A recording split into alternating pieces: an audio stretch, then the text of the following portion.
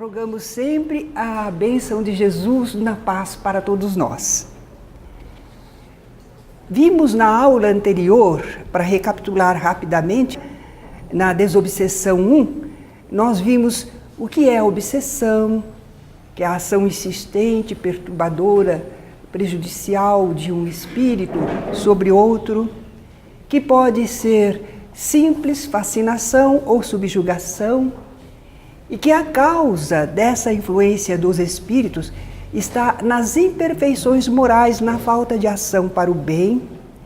Vimos que para obter o restabelecimento, voltar ao normal, é preciso uma ação do obsidiado, do obsessor e até a ajuda de terceiros. Vimos também como são esses espíritos obsessores, como eles se comportam. E aí pensamos na equipe de desobsessão, como ela é composta, quais os seus membros. E quantos casos podemos colocar em tratamento de cada vez. E vimos que o centro espírita é o melhor local para se proceder aos trabalhos de desobsessão, porque está melhor aparelhado. E que temos que fazer esse trabalho sem a presença dos enfermos. Eles são assistidos à parte. E também sem público, para não expormos os comunicantes e as pessoas que eles assediam, ao julgamento de tantas criaturas. Recapitulado rapidamente isto, nós hoje vamos ver o andamento da reunião. Como é essa reunião em que nós fazemos o quê?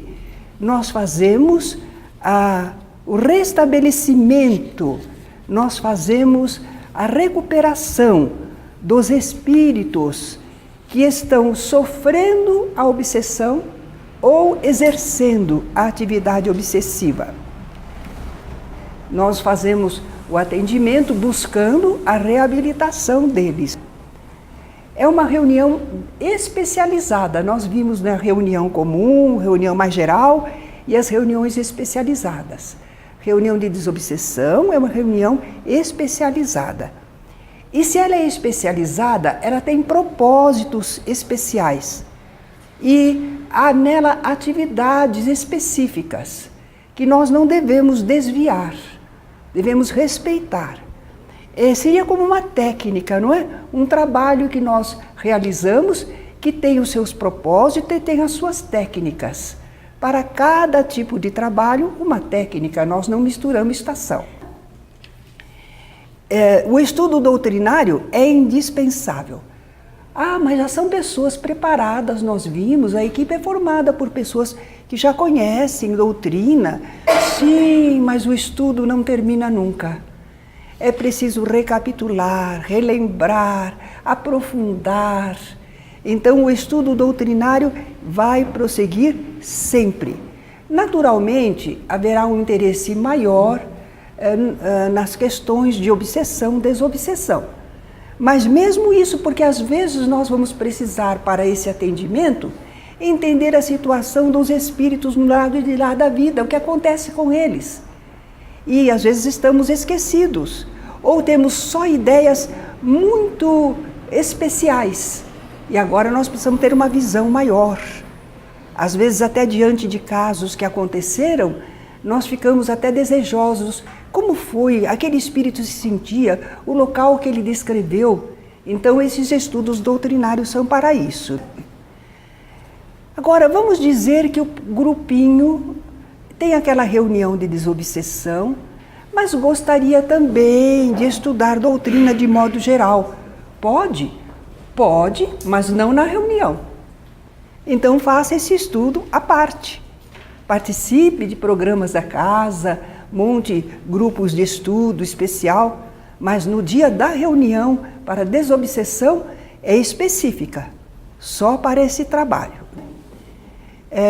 Nós também não podemos desviar a tarefa desobsessiva para demonstrações e experiências de mediunidade.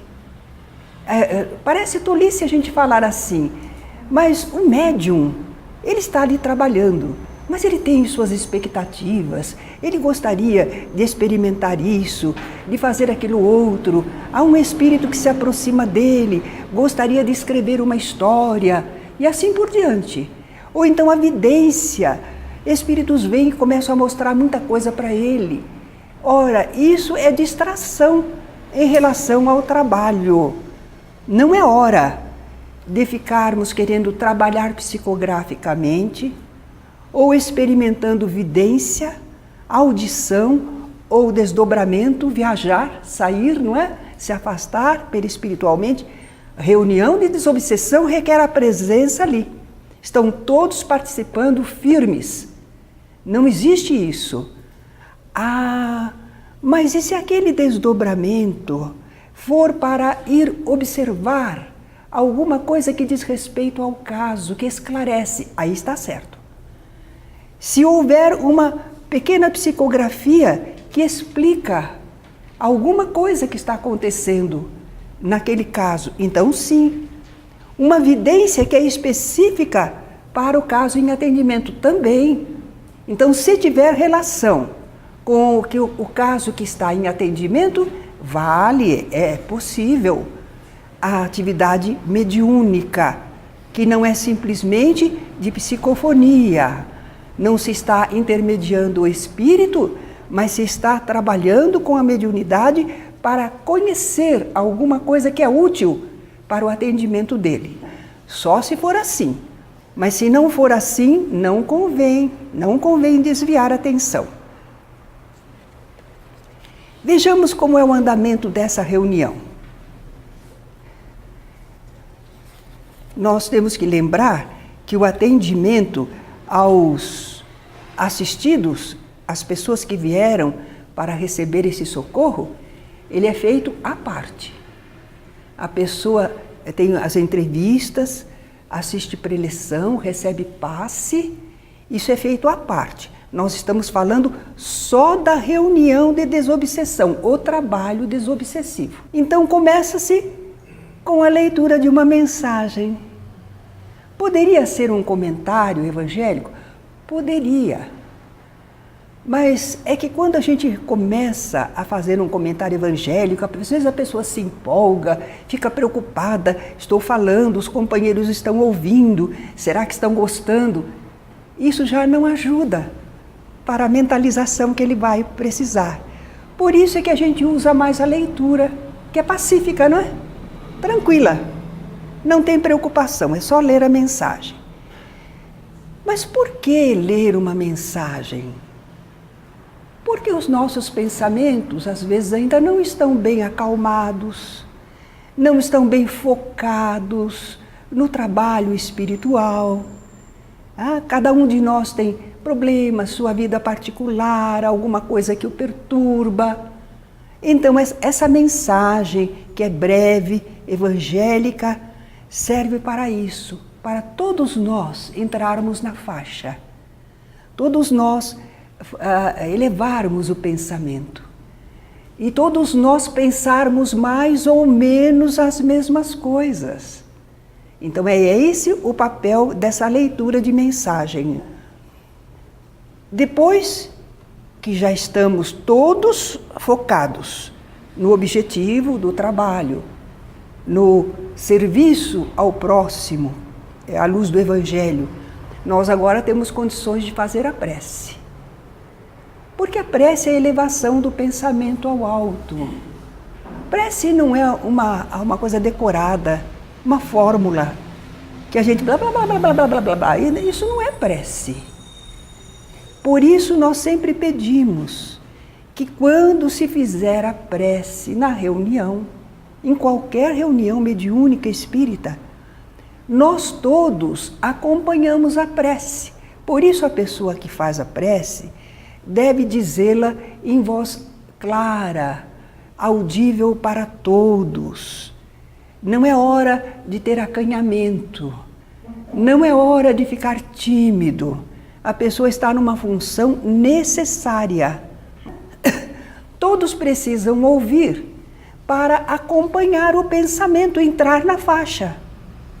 Então a pessoa não está se exibindo, ela está procurando ser escutada por todos os companheiros. A prece pode ser espontânea, pode ser recitada, mas o importante é todos acompanharem. Nós temos um companheiro, boa pessoa, trabalhador, tem muitas qualidades, mas eu reparei, e por isso que eu venho frisando, eu reparei que quando a gente começa a fazer a oração, ele faz uma oração particular. Ele faz oração, mas é dele. Ele não percebeu ainda que o objetivo dessa prece em conjunto é nos unir, que todos nós elevemos o pensamento. Por isso temos que participar. Não podemos ficar fazendo prece isolada. Ela tem seu valor, mas ela não produz a união da mente no grupo. Então todos procuramos acompanhar a oração. Aqui nós temos um item que costuma acontecer em reuniões por aí afora. Não é errado, não. Às vezes um dirigente espiritual abre a reunião. Ele vem porque ele quer dizer alguma coisa, quer dar um aviso, uma instrução, quer fortalecer o bom ânimo. Então o espírito toma a palavra. Não são ainda os espíritos necessitados, é um espírito da equipe dirigente. E se ele se manifestar e fizer orientação, disser alguma coisa, é lícito analisar o que ele está falando. Por que ele está falando? O que é que ele pretende com isso, não é? E se tiver alguma dúvida, conversar, pedir esclarecimento, o bom espírito não vai se negar. Ele vai até gostar que estamos prestando atenção, procurando entender o que ele está falando para nós. Então poderá haver manifestação do dirigente espiritual. Não é indispensável, mas poderá acontecer. Nós agora estamos fazendo o quê? Nós temos os nomes das pessoas, às vezes nome e endereço, e nós vamos vibrar por essas pessoas. Temos que ler, porque nós temos que ter motivação, nós temos que pensar, é alguém, é uma pessoa que está precisando de ajuda. Nós não podemos fazer assim impessoalmente de todo. Nós não estamos querendo escarafunchar a vida da pessoa, mas nós estamos querendo saber quem está precisando de ajuda. É fulano ou beltrana, mora em tal lugar. É interessante porque às vezes alguns companheiros médiuns se deslocam e vão até o local em que a pessoa reside, onde ela se encontra, não é? Quando está acamada, quando está impedida de vir ao centro. Então nós vamos fazer as vibrações. Costuma-se anotar num caderno o nome, o endereço, mesmo porque nós vamos acompanhar o caso e observar se a pessoa já está melhorando, se já está em fase de recuperação, se não precisamos mais deixar o nome dela na reunião. Então fazemos a anotação. E vibramos. Todos, vibramos por todos. Há grupos que fazem assim. Todos. Será que a gente pensou, sentiu, se compadeceu? Então todos aqueles nomes talvez não funcione muito bem. Melhor um nome de cada vez. Então se vibra por essa pessoa todos nós. Desejamos o bem a ela, doamos nossas energias. E logo em seguida vem a manifestação relativa ao caso. E vindo a manifestação relativa ao caso, elas são atendidas. Depois podemos fazer outra. Mas não é assim que às vezes funciona nos nossos grupos. O pessoal tem um caderninho, não tem muitos casos em atendimento, vocês lembram da aula anterior, não é? Tem uma meia dúzia de casos, 4 casos em atendimento. Então eles leem aqueles nomes e depois aguardam as manifestações. Porque nós não temos muito interesse em saber se o espírito se comunicou, é daquele caso, daquela outra pessoa. Nós não temos essa preocupação de fazer esse acompanhamento. Quando ele se manifesta e nós conhecemos um pouco o caso, às vezes dá para perceber a que pessoa se refere, não é? Mas nós não temos muita preocupação, porque qualquer espírito que venha e que é um obsessor, quem quer que ele seja, nós vamos tratá-lo com carinho, com interesse. Seja que está assediando esta ou aquela pessoa, não tem importância para nós, são todos irmãos, todos iguais, não é? Então depende do grupo entender se faz uma vibração por vez ou se faz um grupo de vibrações ao mesmo tempo. E aí os espíritos obsessores começam a se manifestar. E vocês já sabem que a gente deve preferir a psicofonia, a comunicação falada. Por que é mesmo? Porque é mais rápido para o entendimento, não é? Porque podemos responder, ele argumentar, podemos fazer o entendimento muito melhor. A psicografia não seria recomendável. Ele está escrevendo, nós temos que prestar atenção, acompanhar. Quando chega no final, aí que a gente vai formular uma pergunta. Não, a rapidez do diálogo é com a psicofonia, né? Preferir comunicações faladas, diálogos mais rápidos e proveitosos que a escrita. A gente lê no Evangelho que Jesus e os seus discípulos faziam o afastamento dos espíritos perturbadores. Expulsavam os demônios, era a expressão da época, não é? E nós às vezes ficamos pensando que talvez precisaria uma forma do vade retro Satanás, não é? Mas nós não entendemos assim. Espírito é gente, são filhos de Deus como nós. Podem estar revoltados, agressivos, perturbados, mas eles são pessoas como nós, têm sentimentos, têm mágoas. As reações deles têm às vezes fundamento, não é? E precisam de acolhimento fraterno, de entendermos a sua questão, de podermos ajudá-lo orientando. Então nós não pensamos em simplesmente afastar o espírito da pessoa. A pessoa seria a vítima e aquele espírito seria horroroso. Não. Os dois são nossos irmãos. Nós tratamos esses manifestantes com respeito. Nós não podemos ter por eles, não é usual que a gente sinta amor por eles, porque não os conhecemos profundamente, não é? Aquelas pessoas que são do nosso trato, que fazem parte de nossa vida, a gente sente um amor, alguma coisa maior pelas pessoas. Mas para com todas as pessoas devemos ter fraternidade. Então ele nos merece respeito, fraternidade. É interessante que às vezes com o tempo poderemos até nos tornarmos amigos. A Ivone do Amaral Pereira fez muitas vezes, muito tempo, o trabalho de dialogadora. E trabalhava com esses espíritos obsessores. E ela disse que ela fez muitos amigos entre eles, porque eles eram carentes, revoltados, sofredores também. E ela os tratou com respeito, os tratou fraternamente, se interessou pela situação deles. E eles sentiram a realidade do tratamento dela. E se tornaram amigos, confiavam nela.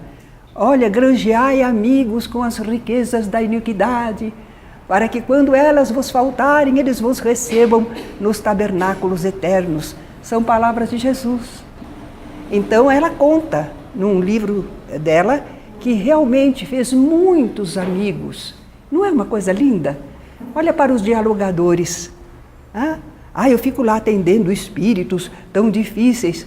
Faça amigos, se interesse por eles. São pessoas. Então procuramos elucidar e persuadir. Nós usamos energia às vezes. Porque as pessoas que estão fora de si, perturbadas, desequilibradas, caros irmãos, às vezes você precisa ter um pouquinho de força, não é?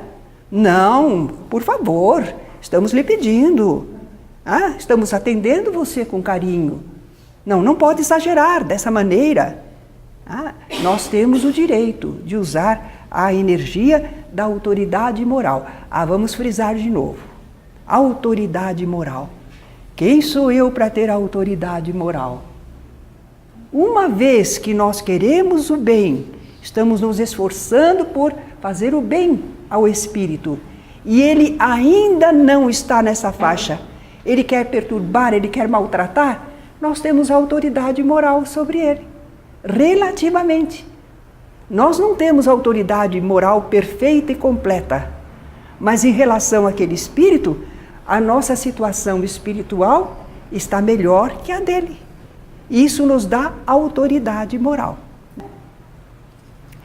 Mas apesar de termos essa autoridade moral e às vezes precisarmos ser um tanto enérgicos, nunca nós vamos forçar o espírito a uma decisão e não vamos impor a ele que ele tem de tomar esta atitude ou aquela, fazer isto ou aquilo. Não dá. Não dá. Vai ter que ser uma coisa espontânea dele. Claro que podemos estimular, dizer que é o melhor para ele, dizer que ele conseguirá sentir-se pacificado, que ele conseguirá receber ajuda, que poderá contatar seus amigos espirituais.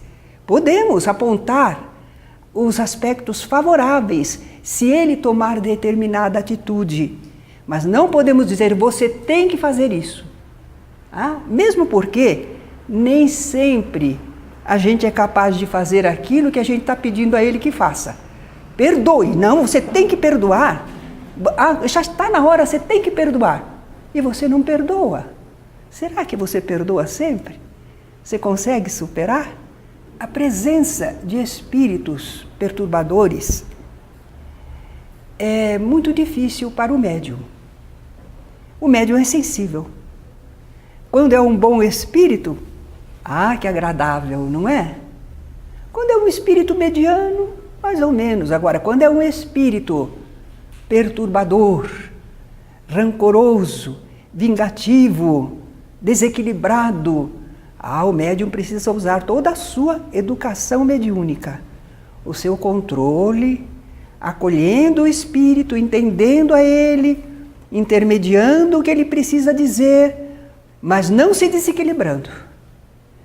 Porém, essa presença do espírito junto a ele, os espíritos obsessores, ela é perturbadora e desgastante. Quando a gente recebe um espírito benévolo, quando ele se afasta, a gente está melhor. Por algum tempo a gente ainda está vibrando na faixa dele, depois a gente vai caindo no normal. Mas quando é um espírito perturbador, a gente vibra na faixa dele. A gente não perde o controle, mas a gente está sentindo. E quando ele se afasta, a gente ainda sente por algum tempo. É uma das razões pelas quais, às vezes, os médiums terminou já a comunicação. O espírito já se afastou, mas o médium ainda continua, porque ele está sentindo os resíduos fluídicos. Ainda está sob o impacto do pensamento que o espírito falou, do que ele vibrava. Mas o médium aí tem que voltar ao normal. Tem que saber que ele deve voltar por si ao normal. Pensar em Deus, respirar profundamente, buscar o seu amigo espiritual, não é? E pode precisar, às vezes, o médium da ajuda dos companheiros, um passe dispersivo. Porque às vezes demora para sair aquela impressão, aqueles fluidos. Então, pode-se aplicar um passe dispersivo para o médium ser aliviado mais prontamente. O passe não serve só para dispersar, ele pode também refazer o médium, fortalecê-lo, recompor as energias. Mas isso quando o médium precisa. Às vezes, inclusive, também é a ajuda do dialogador ou do dirigente, que dá uma atenção ao médium, conforta o médium. Tudo bem, você já vai melhorar. Você está sob proteção divina, ele já foi atendido, já foi afastado. Então dá uma solidariedade, uma presença. E podemos também pedir ao espírito amigo que envolva o médium. O seu Alain é um companheiro que trabalha muitos anos nas nossas reuniões mediúnicas, recebe espíritos difíceis. Lembram que eu contei que ele possui um espírito amigo que era de um indígena, não é? E ele tem um magnetismo extraordinário. Se o seu Alain precisar, ele envolve o seu Alain e deixa o seu Alain realmente reabastecido, equilibrado. Nós às vezes pedimos ao espírito amigo, ao nosso protetor, que nos ajude, porque sozinhos não estamos conseguindo retornar ao normal. E às vezes ele já fez isso espontaneamente, nem esperou a gente pedir. Mas quanto possível, o médium se esforçará para ele mesmo retornar ao equilíbrio normal. Essa reunião de desobsessão tem uma disciplina e um horário. Nós temos que seguir aquele esquema de atividades e temos um horário a observar. Não podemos ficar indefinidamente, porque se deixarmos, espírito sempre há para se comunicar. É uma coisa também que os médiuns novatos às vezes não sabem equilibrar. Não, mas eu já estou sentindo o espírito, mas nós estamos fazendo a leitura. Controle-se. Depois nós temos que fazer a prece, participe. Mas eu estou sentindo. Sim, está sentindo, mas você continua a sua tarefa. Aí quando chega o momento certo, você dá passividade. Aí você pode dar passividade. Então esse é um aprendizado que os médiuns novatos precisam fazer. Então temos um horário que precisamos observar. Esse tipo de trabalho causa desgaste e fadiga para os médiuns. Não podemos ficar 2 horas num trabalho de desobsessão. Costumamos às vezes ter 50 minutos de trabalho com vários médiuns, trabalhando um por sua vez. O médium às vezes talvez receba 2 comunicações, com intervalo para o refazimento, né? Então nós não podemos usar reuniões prolongadas, é porque há muitas pessoas para atender, mas nós atendemos o tanto que podemos, para não haver desgaste excessivo dos médiuns. Nós queremos trabalhar a longo prazo, muitos anos. Quando estiver já se aproximando do final do nosso horário, cuidado, não permitir manifestações de obsessores e de espíritos muito necessitados. Não dá mais, não é oportuno. Claro que alguns espíritos obsessores vão tentar para nos desequilibrar, mas os espíritos amigos você já sabe, eles têm muitas atividades e nos concedem determinado horário. Então, por eles já estão fazendo o recolhimento dos espíritos assistidos, estão se preparando para se afastarem. E se nós ensejarmos comunicações fora do horário, nós poderíamos ficar sem cobertura espiritual. Vocês vão dizer, mas eles são capazes disso? Não, é para disciplina nossa, para aprendizado nosso. Claro que uma emergência verdadeira, eles certamente atenderão. Mas nós não sabemos quando é essa emergência verdadeira, então deixa que haja uma indicação do plano espiritual, senão não. Nós diremos com carinho para esse espírito, pedimos sua compreensão, você vai ter ajuda desses amigos espirituais, conversaremos numa próxima oportunidade. Vibramos favoravelmente para ele, mas não damos a oportunidade do diálogo se o tempo já está se esgotando. E chegamos então ao encerramento da reunião. Nós dissemos que o médium, após as comunicações, a gente ajuda a se equilibrar, ou ele mesmo se equilibra. Mas, quando chega ao final da reunião, compete a nós observarmos se os companheiros estão todos bem ou não. Pode ter ficado alguém que ainda não se sente em ordem, não é? Então a gente sempre pergunta se estão todos bem, se alguém precisa de ajuda. E depois também ensejamos manifestações finais aos dirigentes espirituais. Vocês viram que no começo não é usual, não precisa que um espírito venha se comunicar a um espírito dirigente. Mas ao final a gente deve oferecer aos amigos espirituais que estamos à disposição deles para alguma observação, alguma orientação que queiram nos fazer. Depois das manifestações dos dirigentes espirituais, aí podemos fazer a prece de encerramento. As pessoas estão equilibradas, os espíritos amigos já nos deram a orientação necessária, então podemos encerrar. Fazemos a prece. Nessa prece, nós estamos fazendo um trabalho que não é aquele trabalho, atendeu uma vez, pronto, era o que era possível fazer. Como geralmente são no terceiro ano, no segundo, são as manifestações. Mas aqui não. Às vezes é um trabalho que vai continuar por várias reuniões. Então nós rogamos a continuidade do atendimento aos espíritos que estão em assistência, que estão recebendo o socorro, não é? Nós pedimos que isto seja feito no plano espiritual, ou quem sabe eles possam ser trazidos para as próximas reuniões, para a continuidade.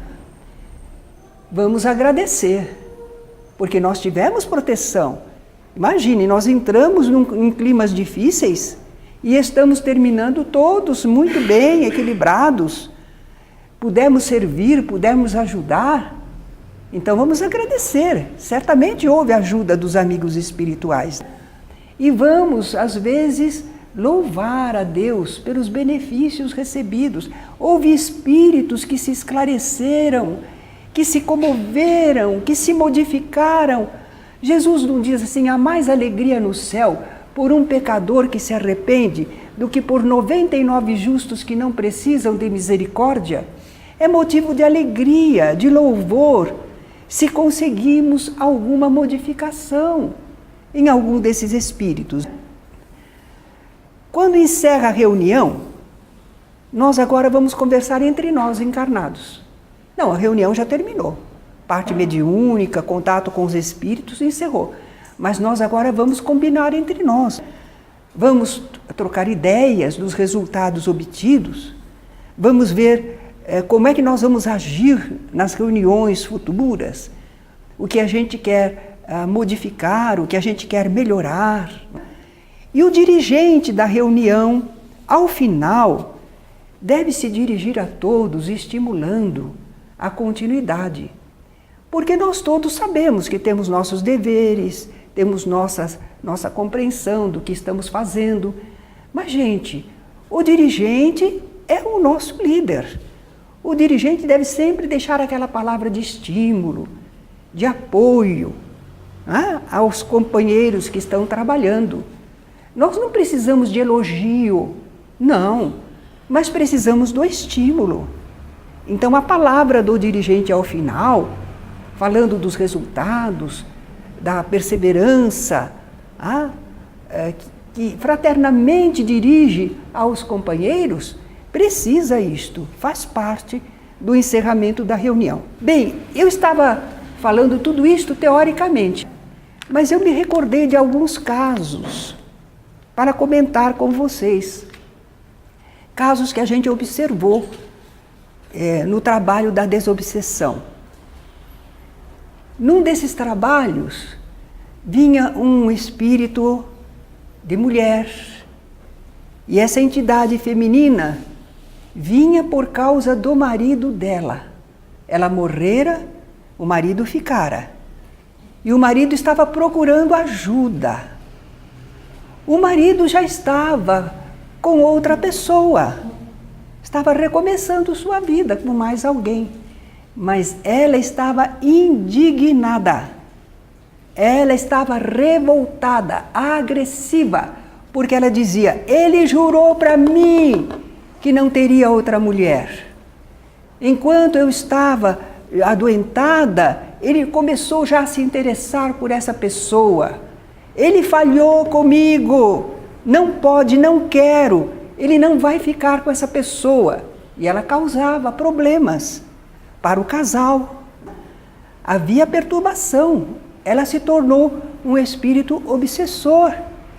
Precisava de amparo, de esclarecimento, de compreensão para com ela. Agora vocês vejam o André Luiz em nosso lar. Quando ele teve permissão para visitar a família dele, ele encontrou a esposa casada com outro. E as filhas dele chamando aquele homem de pai. Ele teve de início uma revolta, um choque. Mas como ele já havia aprendido um tanto na colônia Nosso Lar, daí a pouco ele acalmou seus pensamentos, buscou fraternidade no coração, compreensão e ainda ajudou a recuperação orgânica do novo companheiro de sua mulher. Então é isso que o Espiritismo faz por nós. Ele nos ajuda a entender isso enquanto a vida está se desenvolvendo. Antes que as coisas aconteçam, nós aprendemos como nos devemos comportar diante de diferentes situações da vida, não é mesmo?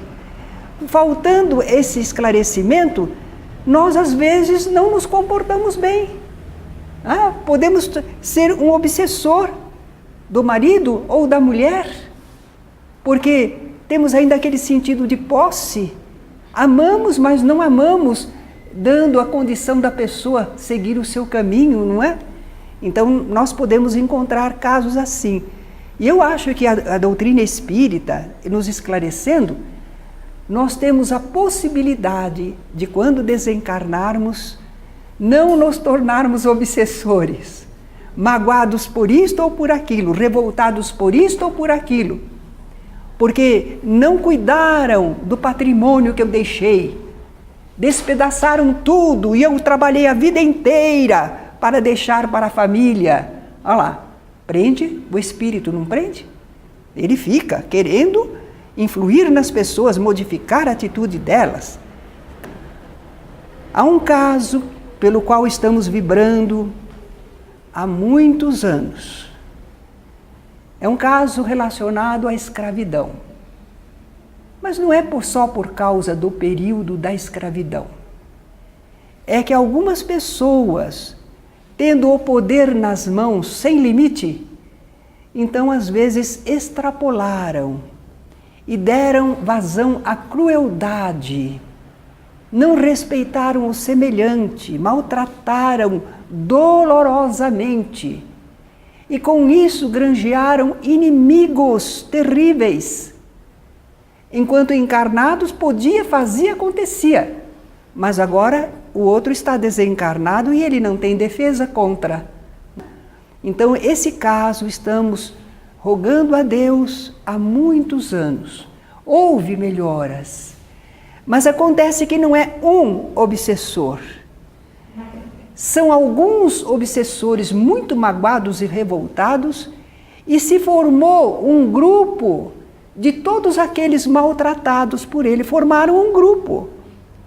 Então, devagarinho, o plano espiritual está socorrendo um, socorrendo o outro, aliviando, mas não, é coisa que não se resolve em 2, 3 reuniões. Então, veja o que pode fazer a pessoa quando não tem ideia do limite da sua ação sobre o semelhante. E muitos a gente fica pensando no Hitler, que ele foi causa de tantos sofrimentos. Uma senhora que não era espírita, mas estava começando a frequentar o centro, as aulas do iniciação, e ela veio atraída pelo exemplo de um amigo, de um parente dela, que era espírita e se portava tão bem que ela quis conhecer a religião do seu parente, não é? Por isso que ela estava na casa espírita. Mas quando falamos que mesmo Hitler estaria tendo o amparo divino para a sua recuperação e que ele iria resgatar os seus erros em muitas reencarnações, que Deus não exigiria tudo dele de uma vez, que ele não teria condições. Ela não entendia, ela vinha do catolicismo, né? Não, esse não tem salvação, esse tem que estar condenado para sempre, não é possível, não há condições. E nós sabemos que todos podem se recuperar, não é? Mas nesse caso do Hitler, provavelmente ele vai passar muitas encarnações fazendo o bem no lugar do mal que fez. Ele também não trabalhou sozinho, ele trabalhou com a conivência de muitos e também sob a influência de outras equipes espirituais malévolas. Então não vamos pôr só a culpa no Hitler, ele é que aparecia mais. Mas é uma equipe que está muito devedora para com muitas criaturas. Através do Divaldo Pereira Franco, eu acho que é o Manuel Filomeno de Miranda que escreveu Grilhões Partidos. É romanceado, né? Mas são fatos reais, só que não dá para identificar quem, né? Mas nós temos muito bonita a apresentação, o aniversário da filha de um homem rico, de um comerciante, muito bem posicionado, e a menina está com uns 15 anos, e ela está tocando piano, e de repente ela é envolvida por um espírito que a joga ao solo, que a desfigura, que fala coisas impróprias através dela, para sofrimento do pai, porque ele amava a sua filha. Mas o que era aquela atuação? Era um espírito de alguém que foi empregado daquele senhor, foi maltratado, foi espoliado, e quando desencarnou guardou muita mágoa e muita revolta. Mas o interessante é que ele não conseguia, esse espírito, fazer-se sentido por esse homem. Esse homem era uma criatura assim dinâmica, muito cônscia de si, e não dava abertura para acolher algum pensamento de remorso, de culpa, disto ou daquilo outro. Ele errara, mas ele tinha uma atitude positiva diante da vida, e o espírito não conseguia atuar sobre ele. Mas naquela festinha de aniversário da filha desse senhor, ele se aproximou da jovem, espiritualmente ele se aproximou. E ele ficou curioso, porque quando ele pensou algo, a moça começou a fazer. Havia uma facilidade, afinidade fluídica muito grande. E ele percebeu que ele podia agir sobre a jovem. E aí então ele achou que assim ele iria maltratar o homem. Não conseguia de outra forma? Vou maltratar sua filha. Vocês vão dizer, mas será que Deus permite? Bom, nenhum de nós é inocente neste mundo, não é? Todos nós precisamos de aprendizado, de testes, de provações. Então não é por acaso. Mas havia ali uma falha que ensejou a este espírito essa ligação. Mas através disso, aquele homem vem a aprender sobre a vida espiritual e vai se recuperar um tanto, vai encontrar um caminho para o bem. Por isso é que Deus permite. Se não houvesse, no fundo, um aprendizado, uma experiência, um ressarcimento, Deus não deixaria. A Deise, nossa presidente, costuma contar um caso, só que eu não consegui lembrar qual é o livro. É de um livro do Dr. Bezerra, através da Ivone do Amaral Pereira, não é? Ele diz que é um caso de uma família, duas famílias, que estavam enleadas em mútua perseguição na vida corpórea através de 3 encarnações. Eles não se reconciliavam, cada encarnação agrediam-se cada vez mais.